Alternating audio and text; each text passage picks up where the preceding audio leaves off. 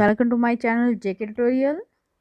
आज हम करेंगे क्लास 8 की साइंस का chapter 14 that is chemical effect of electric current, जिसमें आज का हमारा टॉपिक है टू लिक्विड कंडक्ट इलेक्ट्रिसिटी। क्या लिक्विड भी अपने अंदर से इलेक्ट्रिसिटी को पास होने देते हैं? लेकिन उससे पहले जो मेरे चैनल पर न्यू है, मेरी वीडियो को फर्स्ट टाइम देख रहे हैं, प्लीज़ इसे सब्सक्राइब करना भूलें। चलिए स्टार्ट करते हैं। Chemical effect of electric current. तो आपने कई बार देखा होता है कि आपके जो घर के बड़े होते हैं आपको बड़ी बार टोकते हैं कि आपने टच नहीं करनी है। जो भी आपके इलेक्ट्रिक अप्लायंसेस होते हैं उनको आपने टच नहीं करना है, स्विच को टच नहीं करना गीले हाथों से। अगर कोई भी इलेक्ट्रिक अप्लायंस, टेलीविज़न है, कुछ भी मतलब जो बिजली से चलने वाली जितनी भी चीज़ें हैं, आपने गीले हाथों से उनको क्या करना, टच नहीं करना। आपको मना करते हैं ना, आपके पेरेंट्स भी करते हैं। तो आपको क्या ये पता है कि क्यों इतना डेंजरस होता है टच करना? इलेक्ट्रिकल जो चीज़ें हैं, गीले, अगर आपके हाथ गीले हों तो उनको टच करना क्यों मना करते हैं, इस बारे में क्या आपको पता है? आपने ये पहले पढ़ा हुआ है कि मटेरियल क्या करते हैं, एलो करते हैं इलेक्ट्रिक करंट को उनमें से पास होने में। मतलब कुछ मटेरियल्स होते हैं जिनमें से करंट जो होता है हो जाता है। उन मटेरियल्स को हम बोलते हैं good conductor of electricity. Mean जिसमें करंट अच्छे से पास हो जाता हो, ऐसे मटेरियल को हम बोलते हैं कि वो अच्छे कंडक्टर होते हैं इलेक्ट्रिसिटी के। और साथ में हम बोलते हैं वो मटेरियल जो एलो नहीं करते, इलेक्ट्रिक करंट को अपने में से पास नहीं होने देते, वो हम उन्हें बोलते हैं that are pure conductor of electricity.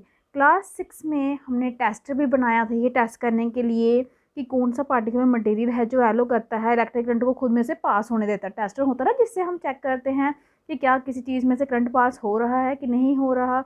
आपको क्या याद है कि कैसे टेस्टर आपको हेल्प करता था इस चीज़ को डिसाइड करने में? उसमें छोटा सा एक बल्ब लगाया होता था ग्लो करने में, जो जब वो बल्ब ग्लो करता था आपका, तो आपको पता चल जाता था कि जो आपका मटेरियल है वो खुद में से क्या करता है, करंट को पास होने देता है। हमने कुछ मेटल्स भी फाउंड किए थे जैसे कॉपर, एल्युमिनियम, जो क्या करते हैं, कंडक्ट करते हैं electricity.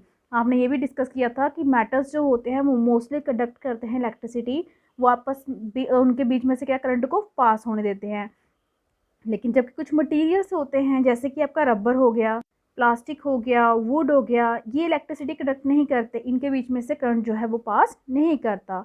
However, so far we have used और टेस्टर, लेकिन साथ में हमने बड़ी जगह अपने टेस्टर को यूज़ किया था ये टेस्ट करने के लिए मटेरियल्स को जो सॉलिड स्टेट में थे कि क्या वो करंट को कैरी करते हैं कि नहीं करते। लेकिन लिक्विड्स के बारे में क्या? सॉलिड के बारे में तो हमने चेकिंग किया था, लेकिन लिक्विड्स के बारे में क्या? क्या लिक्विड भी कंडक्ट करते हैं इलेक्ट्रिसिटी? क्या लिक्विड में से भी इलेक्ट्रिसिटी जो होती है वो पास होती है? इसी चीज़ को हम डिस्कस करेंगे, जो आज का हमारा टॉपिक है कि क्या लिक्विड कंडक्ट करते हैं इलेक्ट्रिसिटी। तो ये चेक करने के लिए कि क्या लिक्विड एलो करते हैं इलेक्ट्रिक करंट को, उसमें से पास होने देते हैं या नहीं, हम यूज़ करेंगे सेम टेस्टर। ये आपको टेस्टर यहाँ पे दिखाए गए हैं जो हमने 6 में भी अपने क्लास में देखे थे, टेस्टर बनाना सिखाया था, वहाँ पे भी वैसे ही आपने टेस्टर बनाना है। ये टेस्टर हम यूज़ करेंगे चेक करने के लिए कि क्या लिक्विड में भी क्या होता है, आपका करंट पास होता है कि नहीं होता। लेकिन आप इतना यहाँ पे कर सकते हैं कि आपने यहाँ पे जो सेल था, आपने देखा कि टेस्टर में सेल की जगह पे आप उसकी जगह बैटरी लगा सकते हैं चेक करने के लिए। और आपने ये भी याद रखना है कि जो टेस्ट आप यूज़ कर रहे हैं उसको पहले से चेक कर लीजिए कि क्या वो काम करता भी है या नहीं। अगर आपका टेस्टर काम करेगा तभी आपको पता चलेगा कि कौन से मटेरियल जो है लिक्विड का, कौन सा लिक्विड लेके चल रहे हो, अगर वो कंडक्ट करता है इलेक्ट्रिसिटी या नहीं। इससे पहले आपने अपने टेस्टर को चेक करना है। उसके लिए आपको यहाँ पे एक एक्टिविटी दी गई है। एक्टिविटी 14.1 में आपने क्या करना है, ज्वाइन कर देना है जो फ्री एंड हैं आपके टेस्टर के 2 फ्री एंड होते हैं, उनको क्या करना है, जैसे ये टेस्टर आपका, ये इन दोनों फ्री एंड को क्या करना है, ज्वाइन कर देना थोड़ी देर के लिए। ये कंप्लीट कर देता है सर्किट किसका, टेस्टर का, और बल्ब क्या करेगा, ग्लो करेगा। अगर आपका टेस्टर ठीक है तो इन दोनों पॉइंट को जोड़ने से जो यहाँ पे टेस्टर में बल्ब होता है वो ग्लो करना स्टार्ट हो जाता है। अगर बल्ब ग्लो नहीं करता इसका मतलब कि आपका टेस्टर जो है वो काम नहीं कर रहा। तो क्या आप ये सोच सकते हैं, क्या ये पॉसिबल है कि कौन सा रीज़न है कि आपका बल्ब क्यों ग्लो नहीं कर रहा? ये पॉसिबल हो सकता है कि जो आपके कनेक्शंस हों वो लूज़ हों। आपने बैटरी के साथ यहाँ पे कनेक्शन दिया है, उन कनेक्शंस को आपने चेक करना है। और ये भी हो सकता है कि आपका बल्ब जो है वो फ्यूज़ हो, या आपके जो सेल्स हैं वो यूज़ किए गए हों, मतलब उनमें हो ही नहीं करंट। चेक कीजिए सारे कनेक्शन टाइट हैं कि नहीं हैं। अगर रिप्लेस कर सकते हैं बल्ब को तो रिप्लेस भी कर दीजिए, दूसरा बल्ब वहाँ पे लगाइए। और टेस्ट कीजिए कि टेस्टर अभी वर्किंग कर रहा है कि नहीं कर रहा। अगर अभी भी वो वर्किंग नहीं कर रहा तो आप जो सेल्स हैं, जब यहाँ पे बैटरी है, उसको आप क्या कर सकते हैं, रिप्लेस कर सकते हैं। अगर सेल है तो रिप्लेस करके आपने वहाँ पे न्यू सेल, फ्रेश सेल लगाने हैं। अब अगर आपका टेस्ट जो है वो काम करना अगर शुरू कर देता है तो आप अब उसका यूज़ करेंगे टेस्ट करने के लिए अलग अलग लिक्विड। उसके लिए आपने क्या करना है, यहाँ पे एक और एक्टिविटी आपको दी गई है 14.2। फ्यू स्मॉल प्लास्टिक या रबर कैप्स ले लेंगे आप। डिस्कार्डेड बोटल्स जो होती हैं, जो आप फेंक देते हैं, उनको आपने साफ़ करना है। फिर उसमें क्या करना है, 1 टीस्पून डाल देना है लेमन जूस का या विनेगर का एक कैप में, और आपने टेस्टर को उसके पास लेके आना है इस कैप पे, और क्या करना है, जो एंड है टेस्टर के वो डिप करने हैं इस लेमन जूस में या विनेगर जो भी आपने लिया है। ये आपने ध्यान रखना है कि जो एंड्स है ना वो 1 सेंटीमीटर से ज़्यादा दूर नहीं होने चाहिए, और सेम टाइम ये भी याद रखना है कि ये आपस में टच भी ना करें, क्योंकि अगर ये आपस में टच करेंगे तो बल्ब ग्लो हो जाएगा, तो आप सोचेंगे कि लिक्विड जो है वो कंडक्ट कर रहा है इलेक्ट्रिसिटी। ये आपस में टच भी ना करें दोनों एंड, और ज़्यादा इनके बीच में दूरी भी ना हो। तो जब आप ये चेक कर रहे हैं तो क्या आपके टेस्टर ने ग्लो किया, वहाँ पे आपके बल्ब ने ग्लो किया, क्या लेमन जूस या विनेगर कंडक्ट करता है इलेक्ट्रिसिटी। आप कैसे क्लासीफाई करेंगे कि लेमन जूस या विनेगर हैं वो गुड कंडक्टर हैं या पुअर कंडक्टर हैं किसके, इलेक्ट्रिसिटी के। ये यहाँ पे देखिए, इस तरह से आपने दोनों एंड जो हैं वो टिप करने हैं, किसमें, लेमन जूस में या विनेगर का सोल्यूशन जो भी आपने लिया है, चेक करने के लिए कि क्या ये कंडक्ट करते हैं इलेक्ट्रिसिटी और नॉट। तो जब लिक्विड जो है इन एंड में, जो आपके जो टेस्टर के एंड में है, वो एलो करेगा इलेक्ट्रिक करंट को पास होने में, तो जो सर्किट है किसका, टेस्टर का, वो कंप्लीट हो जाएगा। तो करंट फ्लो करेगा सर्किट में और बल्ब जो है वो ग्लो करेगा।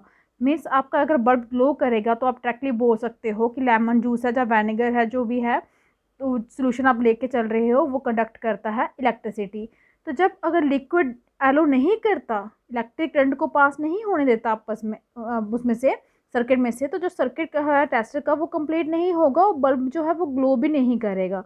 कुछ सिचुएशंस में क्या होता है कि लिक्विड कंडक्ट करता है, मीन्स लिक्विड में से करंट जो है वो पास होता है लेकिन बल्ब ग्लो नहीं करते। ठीक है, ये ऐसा हुआ था एक्टिविटी 14.2 में। तो क्या रीज़न है इसका, आपको याद होगा कि बल्ब क्यों नहीं ग्लो करता जब इलेक्ट्रिक करंट उसमें से पास करता है। Heating effect of electric current के कारण जो फिलामेंट वायर सी होती है बल्ब के अंदर, जब वो ज़्यादा गर्म हो जाती है हाई टेम्परेचर के कारण, तो वो क्या करती है, ग्लो करना स्टार्ट कर देती है। लेकिन कई बार क्या होता है, करंट जो सर्किट में इतना वीक होता है, मीन्स वो इतना ज़्यादा नहीं होता, उसकी जो वैल्यू है उस करंट की कितनी कम होती है, जो फिलामेंट होता है बल्ब के अंदर वो गर्म ही नहीं होता। जब वो फिलामेंट गर्म ही नहीं होता तो वो ग्लो ही नहीं करता। इसलिए जो करंट है सर्किट में वो क्या होता है, वीक होता है, क्योंकि करंट इतना ज़्यादा था ही नहीं, उसकी वैल्यू इतनी ज़्यादा थी नहीं कि फिलामेंट है जो बल्ब का वो क्या होता, हीट हो जाती, गर्म हो जाता और वो बल्ब ग्लो करता। अब मटेरियल जो है वो कंडक्ट करता है इलेक्ट्रिसिटी जहाँ नहीं करता, ये ईजिली अगर कंडक्ट करता है, मीन्स मटेरियल इतने ईजिली नहीं कंडक्ट कर सकता इलेक्ट्रिसिटी जितनी कि एक मेटल करता है। मीन्स मेटल जो होते हैं वो ईजिली कंडक्ट कर लेते हैं इलेक्ट्रिसिटी। रिजल्ट इसका क्या होता है, जो सर्किट होता है टेस्टर का वो कंप्लीट हो भी सकता है, और करंट जो है में वीक होगा अगर, तो हो सकता है बल्ब तब भी ग्लो करे। कई बार मीन्स क्या होता है, करंट फ्लो करता है, करंट वीक होने के कारण भी बल्ब ग्लो करता है।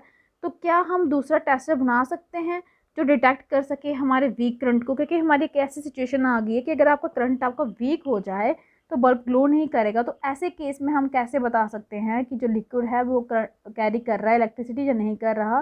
तो क्या हम कोई और टेस्टर बना सकते हैं जो डिटेक्ट करता हो वीक करंट को।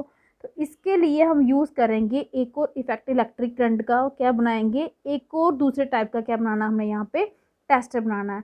आपको याद होगा कि इलेक्ट्रिक करंट प्रोड्यूस करते हैं क्या, मैग्नेटिक इफेक्ट, क्योंकि इलेक्ट्रिसिटी क्या प्रोड्यूस करती है, मैग्नेटिक इफेक्ट। जब भी आपकी इलेक्ट्रिसिटी किसी भी मेटल के अंदर से या किसी मटेरियल के अंदर से फ्लो करती है तो उसके अराउंड एक मैग्नेटिक फील्ड प्रोड्यूस हो जाती है। इवन कि अगर करंट छोटा भी होगा तो जो डिफ्लेक्शन होती है मैग्नेटिक नीडल की, आपको वहाँ पे वो दिख सकती है। यहाँ पे आप ये दिखा रहे हैं यहाँ पे फिगर, ये मैग्नेटिक नीडल छोटे से करंट भी में भी क्या कहता है, डिफ्लेक्शन शो करता है, जिससे आपको ये पता चल जाता है कि करंट जो है वो उस मटेरियल में से फ्लो कर रहा है। तो क्या हम बना सकते हैं टेस्टर यूज़ करके magnetic effect of electric current. चलिए फाइंड करते हैं कैसे। इसके लिए भी आपको यहाँ पे एक एक्टिविटी दी गई है 14.3। आप यहाँ पे यूज़ कर सकते हैं LED किसकी जगह, इलेक्ट्रिक बल्ब की जगह टेस्टर में। जैसे कि यहाँ पे LED से आपको दिखाई गई हैं। LED ग्लो करती है जब करंट चाहे, इलेक्ट्रिक करंट आपका जितना चाहे वीक हो लेकिन फ्लो कर रहा हो अगर किसी सर्किट में से, तो ये LED तब भी ग्लो करती हैं। ये 2 वायर्स होती हैं इसकी, जिसको हम बोलते हैं लेड्स, जो अटैच होते हैं आपके LED के साथ। 1 LED जो है वो एक दूसरे से क्या होती है, लंबी होती है थोड़ी सी। याद रखिए कि जब हम कनेक्ट करते हैं सर्किट के साथ, तो जो लॉन्गर लेड जो होता है आपका, वो हमेशा कनेक्टेड होता है पॉजिटिव टर्मिनल के साथ बैटरी के, और जो छोटा एंड होता है इसका लेड का, वो कनेक्ट होता है आपका नेगेटिव टर्मिनल किसका, बैटरी का। ये देखिए आप देख सकते हैं, ये वाला आपने हमेशा पॉजिटिव के साथ कनेक्ट करना है, और जो छोटा एंड है वो हमेशा आपने किसके साथ करना है, नेगेटिव टर्मिनल जो होता है बैटरी का, उसके साथ कंडक्ट करना है। अब आपने इस एक्टिविटी में करना क्या है, आपने जो ट्रे होती है आपकी मैच बॉक्स के अंदर, उसको निकाल लेना है, जैसा कि यहाँ पे ये फिगर में दिखाया गया है। उसके ऊपर आपने क्या करना है, इलेक्ट्रिक वायर बांध देनी है, जैसे यहाँ पे की है, बांधी हुई है, रोल किया हुआ है। उसके बाद आपको क्या करना है, कंपास नीडल इसके अंदर रख देनी है, कनेक्ट करना है। 1 एंड जो है, जो आपने वायर लपेटी हुई है, उसका एक एंड आपने किसके साथ कनेक्ट करना है, बैटरी के साथ, और दूसरे एंड को आपने छोड़ देना है। एक और पीस लेना है वायर का, कनेक्ट करना है उसे दूसरे टर्मिनल के साथ बैटरी के, और उसको भी छोड़ देना है। 2 एंड आपके यहाँ पे फ्री हो गए। तो ये आपका दूसरा जो टेस्टर था वो बन के तैयार है। अब आपने क्या करना है, जो जो फ्री एंड है दोनों वायर के, इनको आपस में जोड़ना है। तो कंपास नीडल जो होगी वो आपकी डिफ्लेक्शन शो करेगी। अगर वो डिफ्लेक्शन शो करेगी तो आपका जो टेस्टर है 2 एंड वाला वायर का, ये रेडी हो चुका है। अब रिपीट कीजिए एक्टिविटी 14.2, वही लेमन जूस या विनेगर वाली सेम एक्टिविटी आपने रिपीट करनी है, लेकिन टेस्टर आपने कौन सा यूज़ करना है, जो हमने सेकंड टेस्टर बनाया है। अब देखिए कि क्या आपको कोई डिफ्लेक्शन दिखाई दी कंपास नीडल में, क्या वो हिली कुछ मूवमेंट के लिए जब आपने डिप किए फ्री एंड टेस्टर के किस में, लेमन जूस में। अब एंड जो है टेस्टर के निकाल दीजिए लेमन जूस में, और उन्हें वाटर में डिप कीजिए, और उसके बाद उन्हें साफ़ करके आपने सुखाना है। रिपीट कीजिए एक्टिविटी दूसरे लिक्विड के साथ, जैसे tap water, vegetable oil, milk, Honey. और किस केस में आपने ऑब्जर्व की कि जो मैग्नेटिक नीडल की डिफ्लेक्शन हो रही थी, रिकॉर्ड करनी है आपने ये ऑब्जर्वेशन कहाँ पे, टेबल 14.1 में। जैसे कि यहाँ पे ये टेबल में दिखाया गया है, लेमन जूस ने डिफ्लेक्शन शो की, यस, तो वो गुड कंडक्टर है। विनेगर भी आपका गुड कंडक्टर है। मोस्टली आपने ये याद रखना है कि जो भी आपके लिक्विड होते हैं वो गुड कंडक्टर होते हैं इलेक्ट्रिसिटी के। तो टेबल 14.1 से हमने फाइंड किया कि कुछ लिक्विड्स जो होते हैं वो गुड कंडक्टर होते हैं इलेक्ट्रिसिटी के, लेकिन कुछ जो होते हैं वो पुअर कंडक्टर होते हैं किसके, इलेक्ट्रिसिटी के। एक्चुअली होता क्या है, कुछ कंडीशंस होती हैं जिसमें ज़्यादा मटेरियल क्या करते हैं, कंडक्ट करते हैं इलेक्ट्रिसिटी, इसीलिए इन्हें प्रेफर क्लासीफाई किया जाता है मटेरियल को as good conductor, as a poor conductor. Instead classify कर उनको कंडक्टर और इंसुलेटर की बजाय उनको गुड और पुअर कंडक्टर की तरह क्लासीफाई किया जाता है। इन मटेरियल्स को मीन्स को कंडीशन रखी जाती हैं जिनके बेसिस पे इनको बोला जाता है गुड कंडक्टर, पुअर कंडक्टर, ना कि कंडक्टर और इंसुलेटर। आपने टेस्ट किया यहाँ पे कंडक्शन किसकी, इलेक्ट्रिसिटी की, किस में से, टैप वाटर में से। अब हम कंडक्शन देखेंगे इलेक्ट्रिसिटी की डिस्टिल्ड वाटर में से। इसके लिए आपने क्या करना है, 2 टीस्पूनफुल लेने हैं डिस्टिल्ड वाटर के, क्लीन और ड्राई प्लास्टिक या रबर कैप ले लीजिए वाटर की, यूज़ कीजिए वही टेस्ट जो आपने यूज़ किया था पहले डिस्टिल्ड वाटर के लिए, यूज़ करेंगे कि वो कंडक्ट करता है इलेक्ट्रिसिटी या नहीं। डिफ्लेक्शन वाला ही ले लीजिए आप टेस्ट। यहाँ पे आपने क्या फाइंड किया, क्या डिस्टिल्ड वाटर जो है वो कंडक्ट करता है इलेक्ट्रिसिटी। अब डिज़ोल्व कीजिए पिंच एक कॉमन सॉल्ट की डिस्टिल्ड वाटर में, उसके बाद फिर से टेस्ट कीजिए आपने क्या यहाँ पे नोटिस किया। देखिए जो डिस्टिल्ड वाटर होता है वो आपका नहीं करता, कंडक्ट नहीं करता इलेक्ट्रिसिटी, तो उसको कंडक्ट करवाने के लिए उसमें ज़्यादा साल्ट डाला जाता है, जहाँ लेमन जूस डाला जाता है, ताकि वो इलेक्ट्रिसिटी कंडक्ट करे। जब सॉल्ट जो होता है वो डिज़ोल्व होता है आपके डिस्टिल्ड वाटर में, तो हमें साल्ट सोल्यूशन मिल जाता है, और साल्ट सोल्यूशन जो होता है वो आपका कंडक्टर होता है किसका, इलेक्ट्रिसिटी का। जो वाटर हमें मिलता है सोर्सेस जैसे टैप्स वाला, हैंड पंप्स वाला, वेल्स वाला, पोन्स वाला, वो प्योर नहीं होता, उनमें कुछ ना कुछ क्या होता है, साल्ट डिज़ोल्व होता है।